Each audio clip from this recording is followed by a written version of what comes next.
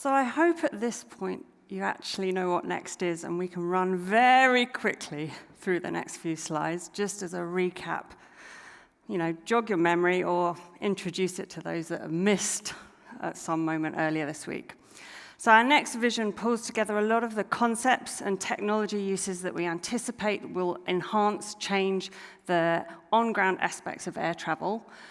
And it pulls together the different silos within our industry. So we have a vision for how passengers are going to move through a seamless, secure journey.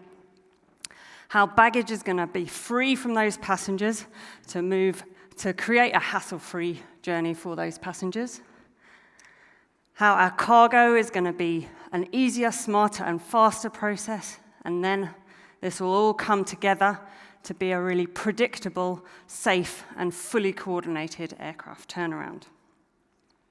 When we look across the visions that we have and the end-to-end journey stories that we've put together for those 4 different things that move through an airport, there were some really key emerging themes that cut across all of that. And that was the trend to move stuff off airport. We can certainly increase the capacity of our airports if stuff doesn't have to happen there. So the example being check-in, that's now predominantly digital, or the baggage being picked up in town. For the processes that do have to happen, we use the best technology so that those processes can be truly efficient. And we're finding that all that great moving stuff off airport and putting in great technology is not really going to leverage better use of our infrastructure if those machines and people can't communicate and talk about what's happened, such that you can create additional efficiencies in how infrastructure is used. Because Next covers such a broad array of topics, and because we've gone through and seen the level of maturity of the developments, we've identified some aspects that are perhaps not as well developed or not as well implemented as others, or other areas that actually really require collaboration across different aspects of the business. And so to develop those new ideas, we've been pulling together our innovation boot camps to really tackle those questions that we felt hadn't been addressed correctly, or needed a bit of trigger for solutions that we think should be developed to happen. So we put a pretty random collection of people together in a room. We put them in teams, and we have a very structured innovation process or design sprint methodology that we use so that those teams can tackle the problem challenge statements that we've given them. As you can see from the graph here, the pie chart, we really do make sure that the teams represent a broad spectrum across our industry. Plus, typically, we like to put in a random that maybe will question some of the defaults within our industry. Great workshop design sprints don't produce good outputs and aren't very fun or effective without great facilitation, and that's why we partnered with ICF to provide that for us. So Xander will just quickly explain what he's been doing. Thank you. Well, the whole team has been working on actually, rather than just myself. Hi, for those of you that don't know who ICF are, we are a consulting firm based global, but I come from the UK part of it. In the UK and Europe, predominantly we focus on aviation, public policy, and energy, but also on experience design. And within experience design, that's where ICF Spark Labs comes in. This is our toolkit we use across our organization and with our clients to use things such as design sprints and other types of workshops and other methodologies to get the most out of a variety of individuals within a single area or a single meeting. I'm going to take you through just very quickly what the participants have been working on over the last few days, and then let a short video explain what you've missed from an experience point of view. So it's a very regimented process that starts off with the participants hearing for the first time what the challenge area is going to be, and hearing from a challenge champion quite in-depth information about the particular problem area they're going to be focusing on. They spend time exploring that problem area and then work individually on the first day to come up with new ideas to solve against that problem area. On the second day, the teams come together, they merge their ideas, they find a single concept that they all rally behind, and develop that into a prototype. And quite similar to some of the stuff you heard in the most recent talk just then, prototyping and testing is key to working out whether or not these concepts should move forward. So although there was some testing carried out yesterday with the people from the bootcamp, today, during the pitch, this is also our testing to determine which of the concepts which you're going to hear from are the most appropriate to move forward with.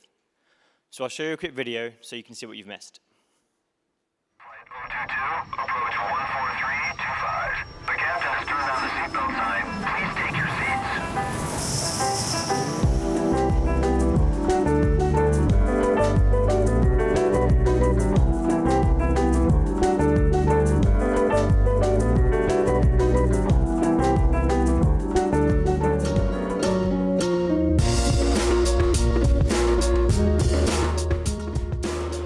The bootcamp is an opportunity for aviation experts from all over the world to get together to solve industry-wide problems.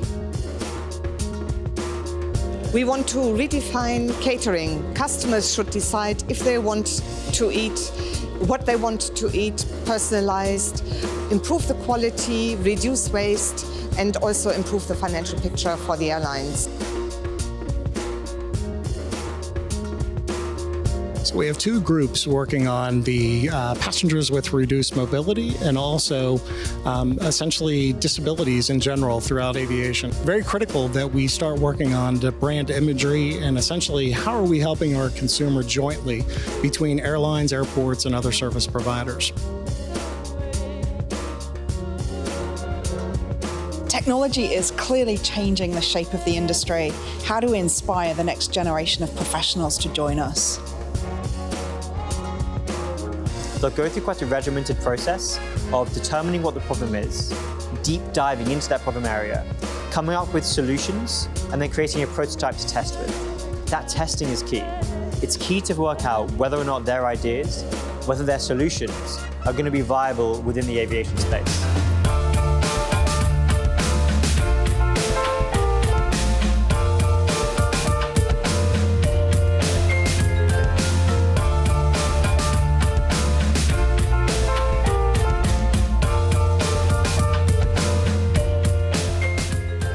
Our team has been focused on passenger experience and how to ensure that next vision. We are looking at the workforce and how then the industry is going to respond. To elevate the experience. Redefining the catering experience. Passengers with disabilities. Ensure that the waste goes down in the future.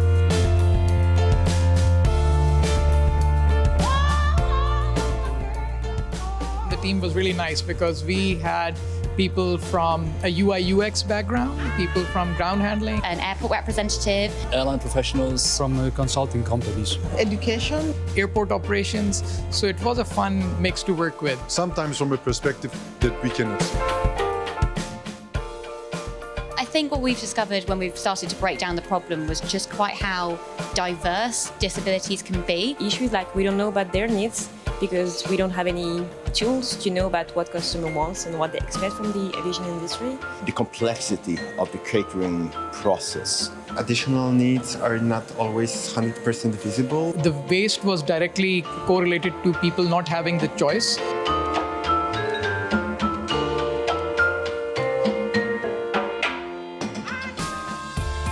I think one of the most important things that we should do is like working all together. The amount of food waste thrown away, gone to landfill, that comes out of aircraft is a staggering amount. The appetite for risk and the threshold for risk would need to improve. See a little bit less conversation and a little bit more action. Increased experience, takedown times, and then also at the end, we'll save on the environment. One thing I've learned about the workshop is working with people from all over the industry has been really useful, and you get so many different ideas and perspectives.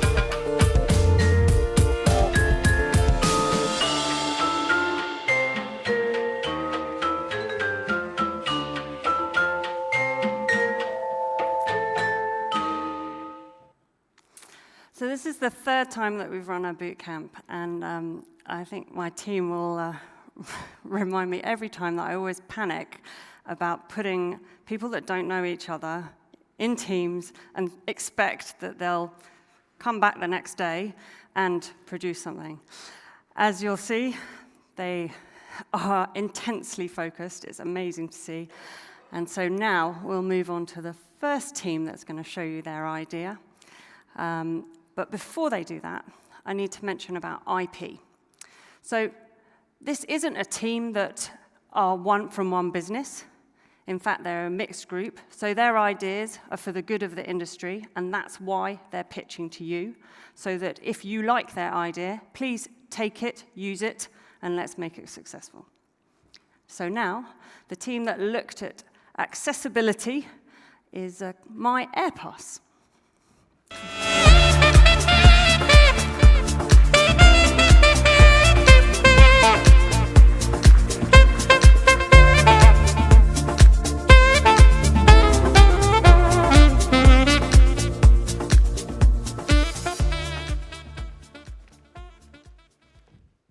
Good afternoon, everyone.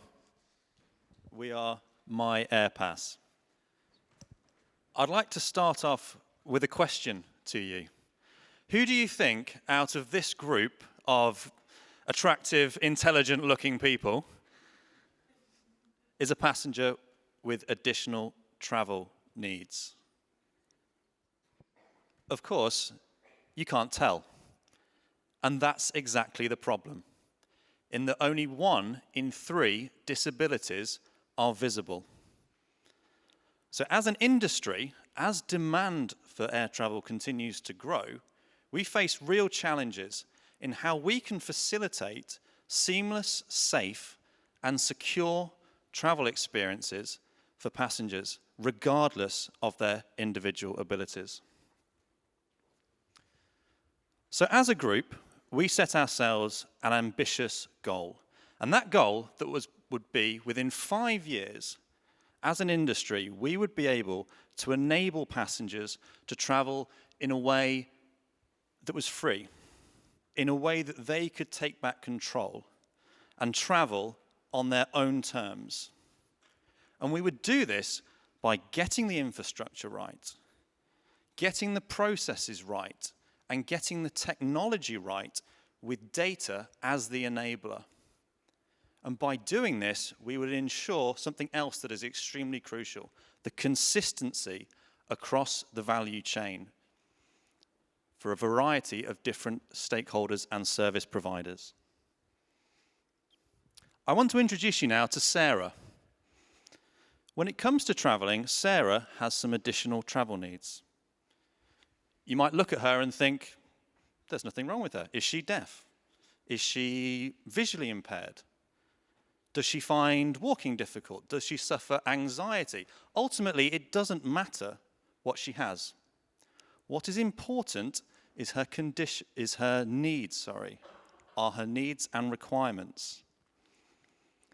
But it matters from an industry perspective because people like Sarah represent 15% of the global population, and that number and proportion is increasing. Sarah is planning a trip to visit her friend Alice, who lives in London. This is Alice. So how then can we ensure that Sarah's trip is not stressful for her and she doesn't feel worse simply because of her condition and her travel requirements? How can we ensure that Sarah does not feel embarrassed about having to tell strangers, stakeholders, service providers about her condition? So what we need to do then is provide her with a seamless, secure, and efficient walking pace journey that is highly personalized throughout, and thus fulfill one of the key aspects of the next vision. Sarah wants to see Alice very much, but she knows that she finds traveling difficult. Fortunately, Alice, being the bright young girl that she is, has a fantastic idea. So, with that, we are very proud to introduce to you today My AirPass. My AirPass is a persistent digital profile describing a passenger's individual travel needs and requirements. This sits on 4 key values. That it is needs-orientated. It's about what is needed, not why. It is entirely inclusive. in that it is label-free. It is also entirely optional, in that it is optional whether Sarah creates her MyAirPass in the first place, and when and who she shares her needs data with. And because it is provided by a third party, it is entirely safe and secure from a data privacy perspective. So, how does MyAirPass work, I hear you ask? Basically, Sarah has two options if she wants to set up MyAirPass. She can either use her smartphone. However, we are also very aware that the vast majority of people, a lot of people who are disabled, are quite elderly, and they perhaps do not have a smartphone. So, in this case, they could go to their travel agent and use the online portal. When they either use their online portal or on the app, they can create their personal travel journey. So they can choose which parts of the journey they might require assistance on, whether they require it at the beginning, at the end, to embark, to disembark. Also, they can put down what their favourite things are, if they so choose to. So do they have a preference to certain types of food? Do they have any allergies? Do they have certain drinks they prefer? Do they have any hobbies? So that MyAirPass can get a true understanding of the individual. Oh, I don't have the clicker. Oh, thank you. Yes, I'll grab the tick. So another part of MyAirPass is that we like to be able to track our passengers to make sure that when they're coming through the airport, that the assistance can be provided at the points that they have requested it to be. Now, there's two ways they can go about this. If they have if they've signed up using their app, they can enable the location services on their phone. This is only if they choose to do this. They also could be sent by mail, once they've set up MyAirPass, an individual watch or wristband. This wristband would then, they could wear it for their journey, and it would let the airport know once they had arrived, and the airline know what stage they are at their journey.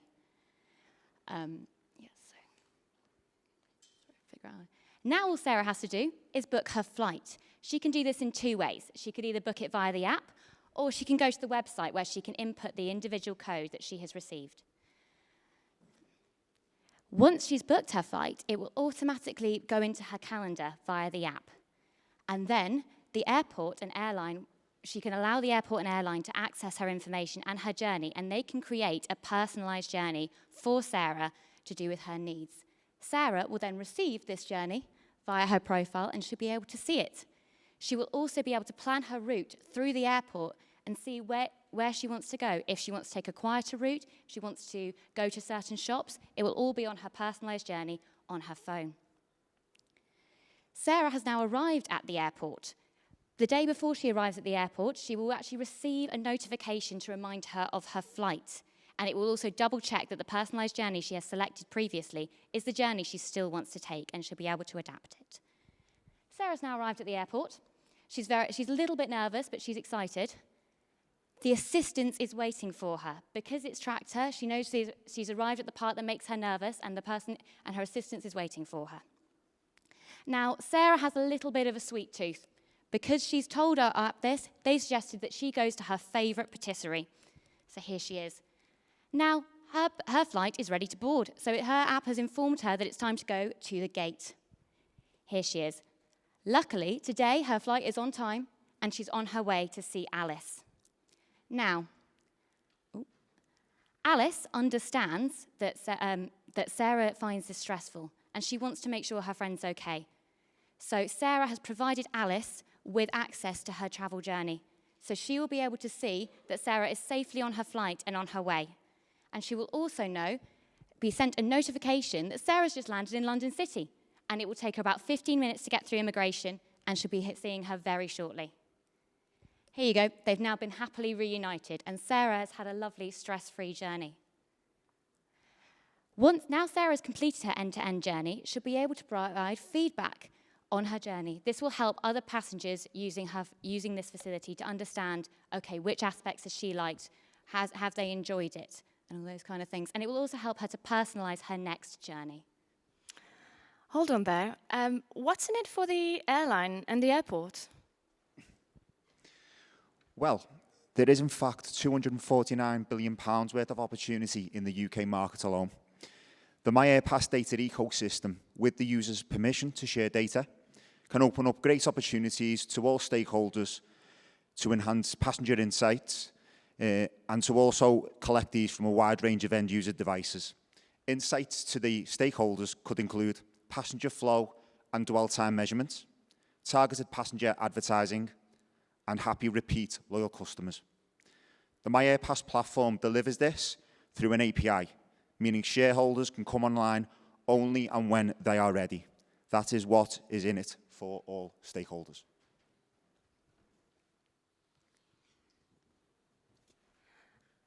That's great.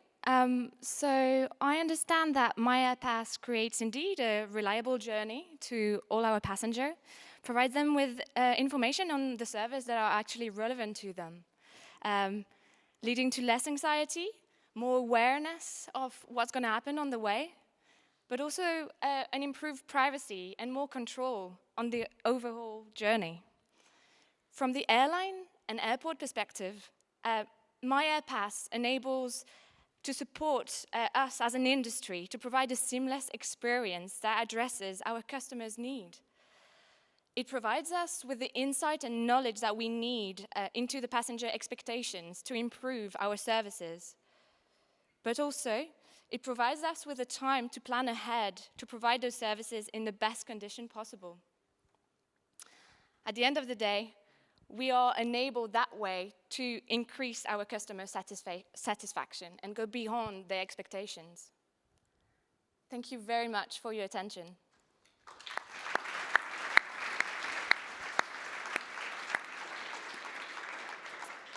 So I'll ask MyAirPass to just wait here in the wings. And then we're going to completely switch topic to show you our ideas from the group called Foodies.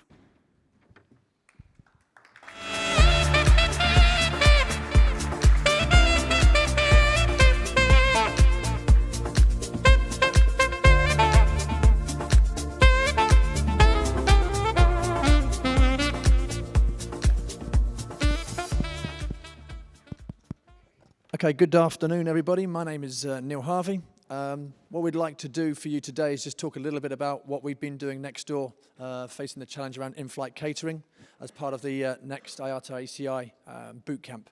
I hope you've had a good symposium as well. We've all been there as traveling members of the public, business travelers with our families. You get on board an aircraft, you may well be hungry, but you're not sure when that meal might come.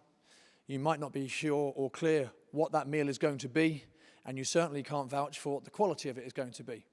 But maybe you didn't know is that last year, the in-flight catering wastage left 1,300,000 tons of waste generated of food that was either uneaten or not wanted in the first place.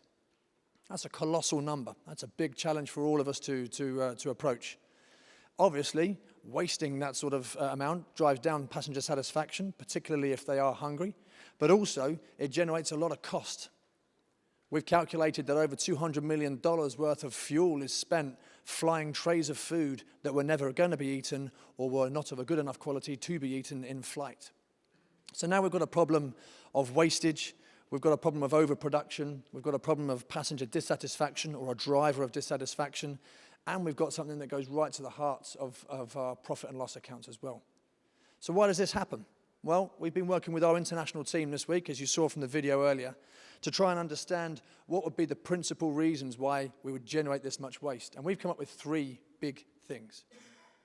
First of all, you get on board and you are hungry, but you might get served something like this. I think the previous earlier presentation, when it said mapping with where your eyes are looking, you probably want to look anywhere but at that. We've also removed the name of the airlines that were involved in this to protect the innocent. So it's not LOT, by the way. We just wanted to make sure that was clear. It's a good point, Mike. Good point. Okay, so that's the first instance. I was hungry, but I get served that. I'm not going to eat it. That's cost to the airline. That's processing time. That's weight on board the aircraft. And that's now a cost to actually then go and process that when the aircraft has landed, as it's not going to get consumed. Second opportunity, I was never going to eat in the first place. Particularly if you think about maybe short-haul European flights, I never had any intent of actually having a meal. So actually, even if you serve me something that doesn't look like that on the left, it looks actually quite appetizing, I was never going to eat it. And thirdly, currently, at the moment, there's no way for me as a passenger to be able to modify my catering selection before I get on the aircraft, which is a push system. Effectively, we've made all the food, we've loaded it on the aircraft, and we're hoping to match that up with the passenger expectation, choosing whether it's chicken, fish, or vegetarian. So what we've been doing in line with the next vision around building that journey of the future is trying to develop a way that within 3 years can enable passengers to select a very personalized in-catering selection on an eco-friendly basis, but also that they'd be willing to pay for in the right circumstances. And Kyle's going to take us through that. Thank you. So initially, our solution starts off with operations. So the catering defines the offer and the supplies. And so initially, when you check into your flight or going on the boarding, we'll know exactly which gate you're going to be located, and we know all where the items are located at. Essentially, we know all of the options. The customer will know all the options that are on the flight, and they'll be able to select, and they'll be able also to filter depending on if they're vegan or gluten-free, or if you have any allergies. You'll be able to filter in between those two as well. So now that you selected your perfect meal, you can order it and pick it up on your flight. And how do we do this? We start by using recyclable trays, eco-friendly, and RFID chips so that we can track the location of each specialized order that's placed. 6 hours before, those specialized orders with the RFID chips are loaded on by electronics and robots to the trolleys. 2 hours before, they're actually loaded on to the gate, and also from the vendors too as well. Now those trolleys get taken to the depot, then they get taken to the trucks, and then loaded onto the aircraft. And there, we know exactly which order is going to be placed, and the customers actually can be upcharged and pay if they want their food selected first. So now you can avoid this, the bad food, the unwanted food, and less options. So now our solution is perfect. And next steps? Okay, so to make this into reality, just to kind of recap, I'm a passenger, I go onto my airline's app, I book my flights.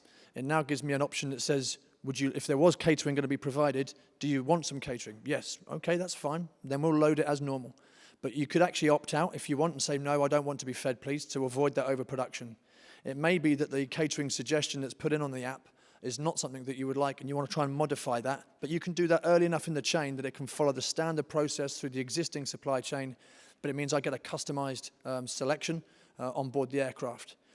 Or I can actually say, do you know what, I don't want the food that's being offered there, I want to choose something from what's available at the airport itself, and then that got delivered to the gate so I can then take it on board the aircraft.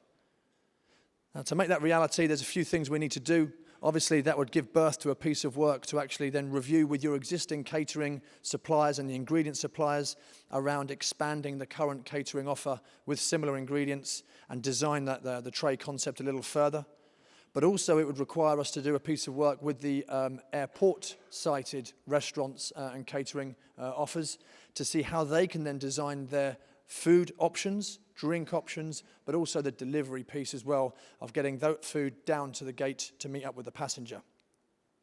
From an IT point of view, obviously, we need to make sure that that's a seamless and straightforward and intuitive process and experience for someone to then book and select their in-flight catering, or not, as the case may be. And we need to work on how we get that food centralized from the restaurants down to the gate room. Now, all of this will have to be tested with the passengers, both the IT solution and the app and the intuition that follows, but also then the food offering and how that works on board the aircraft. And therefore, what we would close that loop with is onboard feedback from the passengers, because we know that you can be a driver of great satisfaction. So in 3 years, the passengers will have a personalized access to eco-friendly catering selections, which they will pay for with increased satisfaction.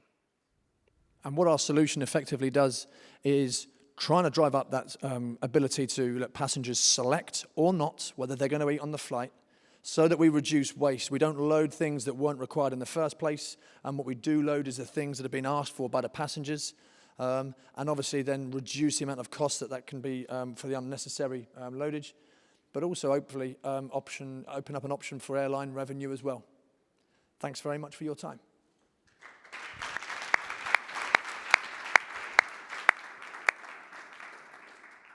Thank you. If you wait here too. Now you'll notice in the program, this was referred to as the Dragon's Den. So where are the dragons? That's you. So if you can please pick up your phones and go to the Slido site so that you can critique the two ideas that you have seen.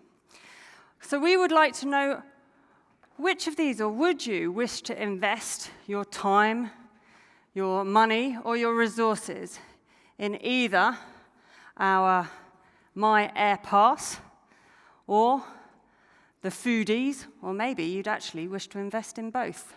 So please go to Slido. It's hashtag IATA Next with 2 T's. And while you're busy thinking about that and perhaps providing some extra feedback, or if you would like to know more of the details that went into either of those projects, you can let us know how to contact you. While you're doing that, perhaps the IATA Bootcamp team can bring up the prize. Yorgos is on his way.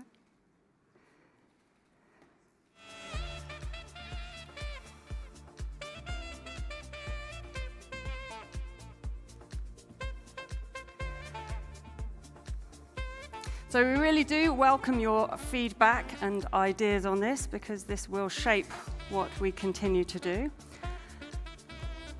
And we would like to award the team that merits more investment with an innovation toolkit. So I'll just tell you what an innovation toolkit requires. Of course, you have Post-it notes in many different colors. You have pens, fat pens, Sharpies. You have to have some paper, I won't show you that, some stickers, chocolate, very important for those low energy moments, and of course, you need to put on your thinking cap.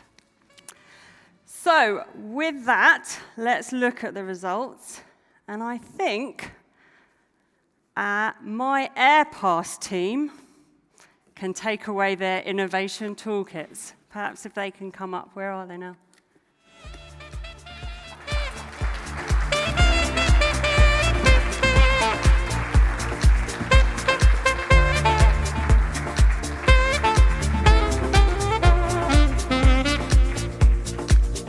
You have to come on the stage for the photo moment.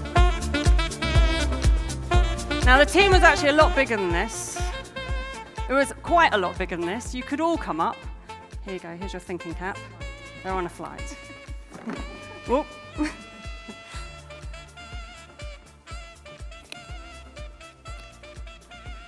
There we go, your innovation toolkit. Enjoy. So, just to remind you, these guys started on this task at 12:30 on Monday. And that is what they have come up with in just those 3 days, plus prepared it in a presentation that's suitable for you. So if we took away that idea, added in some real experts, some other knowledge, maybe in how much time could we implement something like that? I'll leave that with you. Thank you, teams.